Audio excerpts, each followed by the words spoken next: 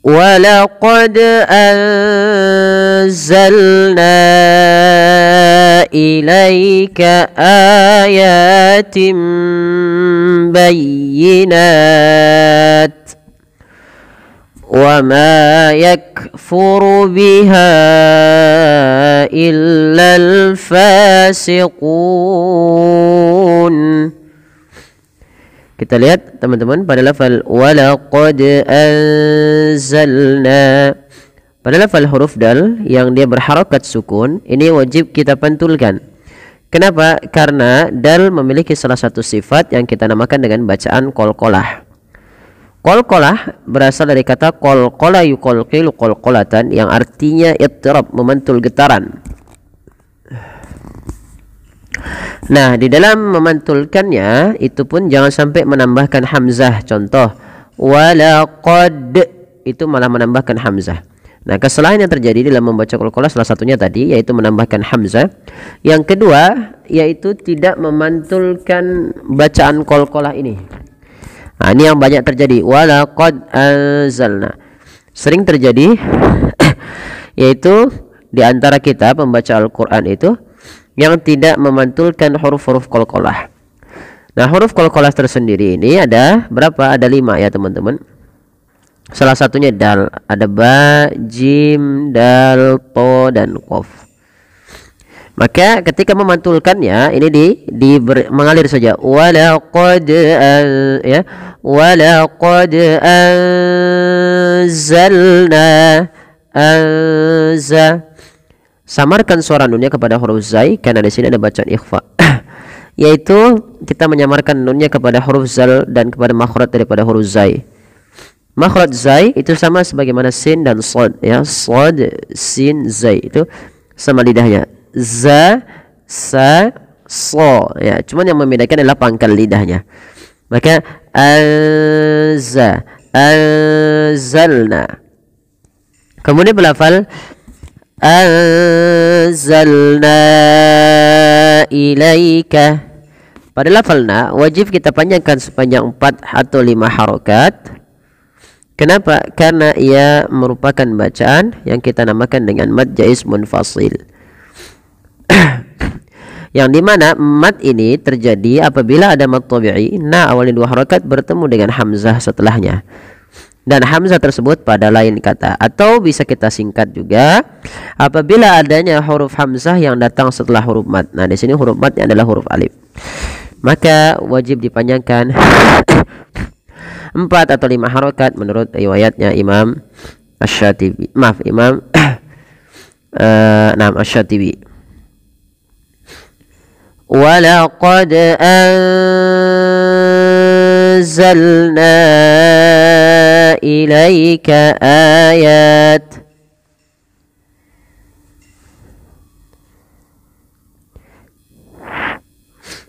Di sini kemudian melafal ayatin. Pelafal a yaitu ada bacaan mad badal berupa adanya hamzah yang bertemu dengan huruf alif, atau kita kenal dengan mad badal terjadi apabila adanya hamzah bertemu dengan huruf mad alif, waw, dan ya. Ketika ada 3 kondisi ini maka dinamakan dengan mad badal. Panjangnya berapa harokat? Panjangnya sama dengan mad tabi'i 2 harokat. Kemudian berlafal ayatim ba. Ini lupa sedikit kami menambahkan di sini sebenarnya ada bacaan yang kita namakan dengan bacaan iklab. Iklab berasal dari kata aqlaba, yuklibu iklaban.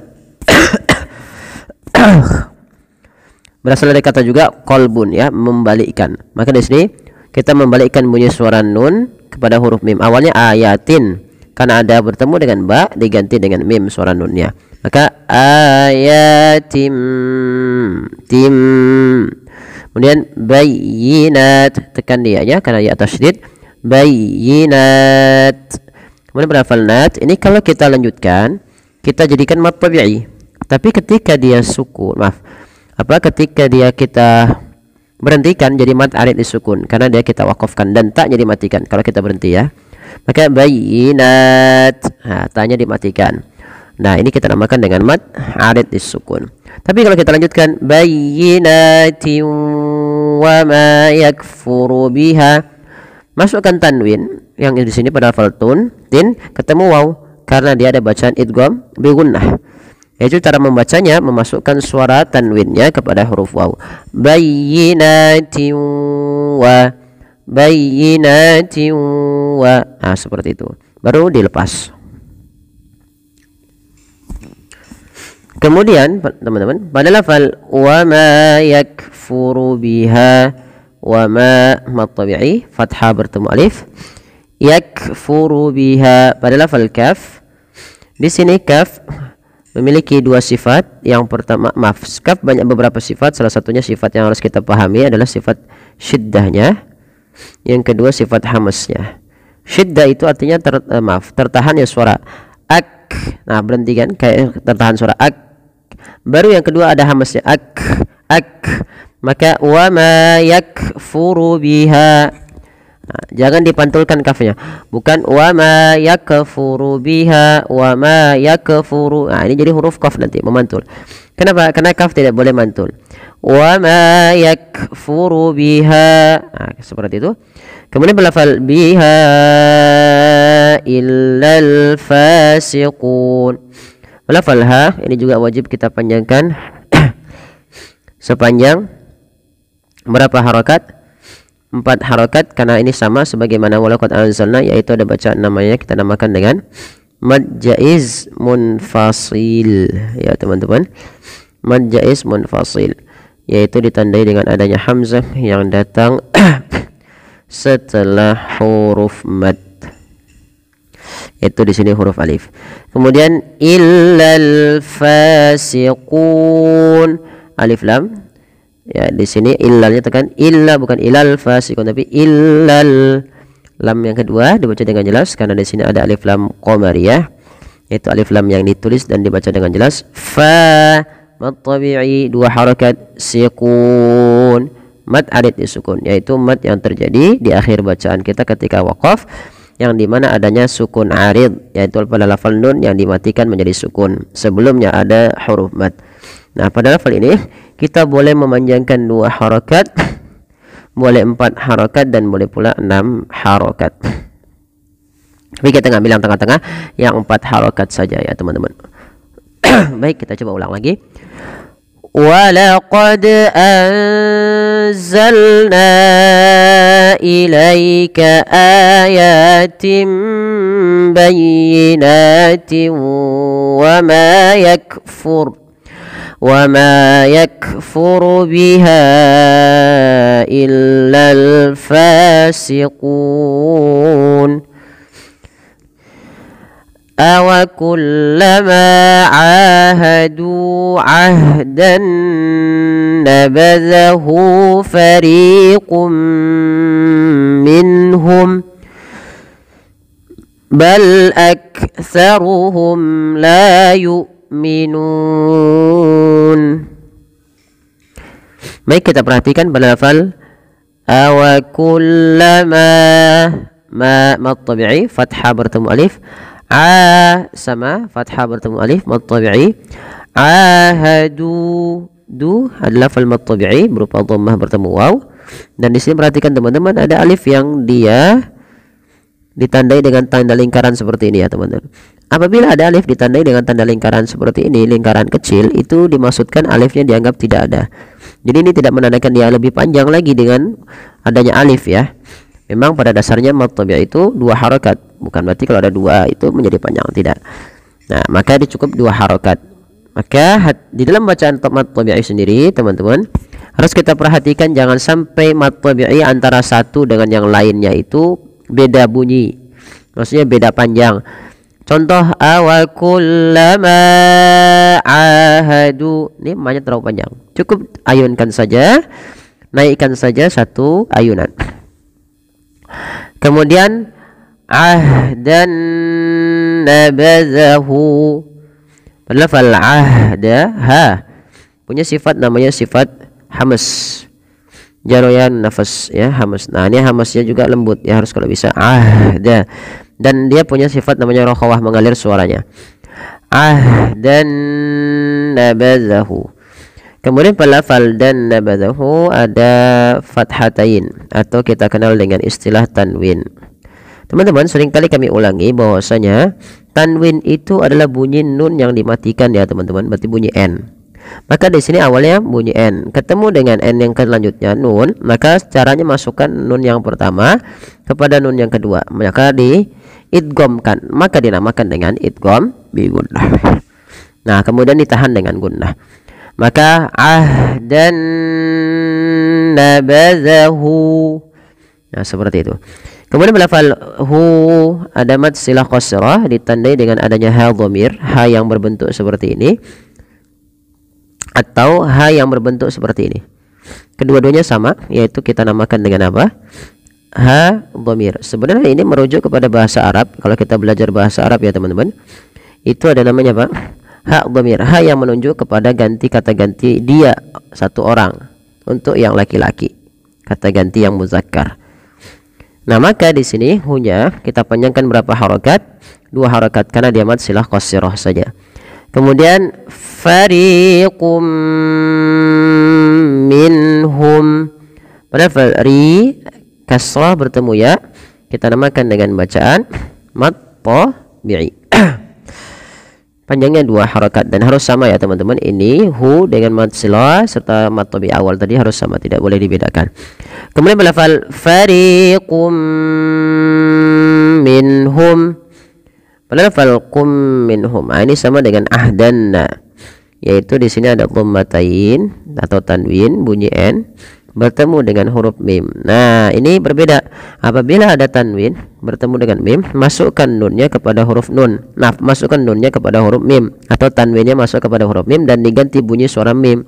Jangan lagi fariqun minhum, tapi langsung mengasuk kepada mim. Fariqum.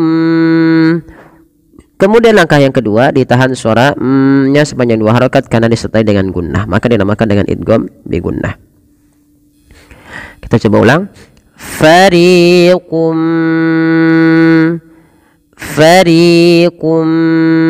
Seperti itu. Fariqum minhum. Nun mati bertemu ha. Ini harus dijelaskan suara nun ya. Ini ada hukum tajwid berupa nun sukun dan tanwin, berupa bacaan kita namakan dengan izhar, yang artinya jelas. Apa yang dijelaskan? Yaitu menjelaskan suara nunnya tanpa ada embel-embel yang menahan. Maka fariqum minhum. Nah, kemudian kita waqaf pada lafal jim. Kita coba ulang sedikit. Awa kullama ahadu ahdan nabadhahu fariqum minhum. Kemudian bal aktsaruhum la yu'minun. Pada lafal bal lam sifat bainiyahnya tidak terlalu di alirkan suaranya dan tidak terlalu ditahan suaranya, tapi dia tengah-tengah. Bal aktsaruhum. Pada lafal kaf sukun ini kita kembalikan kepada agar sempurna, jangan sampai dia memantul ya teman-teman. Banyak yang terjadi ketika melafalkan kaf itu mantul. Contoh bal aktsaruhum ini mantul, padahal tidak boleh. Kaf itu ada satu sifat namanya sifat syiddah. Ada 2 sifat. Yang pertama sifat syiddah dan sifat hamasnya. Yaitu syiddah mengalirnya suara. Mengalirnya tertahannya suara, sedangkan hamas mengalirnya nafas. Maka langkah pertama adalah dalam melafalkan kaf dan ta, biasanya ini dia sifat syiddahnya dulu, tertahannya suara baru kasih hamasnya. Hamas itu mengalirnya nafas. Bal aktsa. Kemudian hati-hati dalam melafalkan sa ya teman-teman, jangan sampai diganti dengan sin ya. Jangan dibaca bal aktsaruhum itu mantul tadi, tidak boleh, tapi bal aktsaruhum ya, sa jangan diganti dengan sin. Bagaimana menyempurnakan suara sa? Ujung lidah kita ya, kami ulangi, ujung lidah tempel dengan apa? Gigi seri bertemu dengan gigi seri atas, maka sa. Kemudian mim mati bertemu dengan lam, maka dibaca dengan bacaan izhar syafawi, jelas suara mimnya. Bal aktsaruhum la yu'minun. La mat tabi'i fathah bertemu alif. Yu'minun. Nah, hamzah itu punya dua sifat. Yang pertama dia sifat syiddah, yang kedua jaharnya. Maka syiddah itu tertahan nafas, tertahan suara, jahar tertahannya nafas kita. La yu'minun, dan tidak boleh menyeret ya ketika melafalkan hamzah. Nun kembali lagi kita dapati dengan bacaan kita namakan dengan mad arid lisukun, yaitu kita mensukunkan suara nun yang dimana pada dasarnya nun di sini adalah dia nun yang berharokat. Karena kita wakaf maka menjadi nun yang sukun. Nah, diistilahkan dengan sukun arid, bukan sukun asli. Maka berapa harokat untuk membaca yu'minun? Boleh 2, boleh 4, boleh pula 6 harokat. Baik, kita coba ulang dari atas. Awa kullama ahadu ahdan nabadhahu fariqum minhum bal aktsaruhum la yu'minun.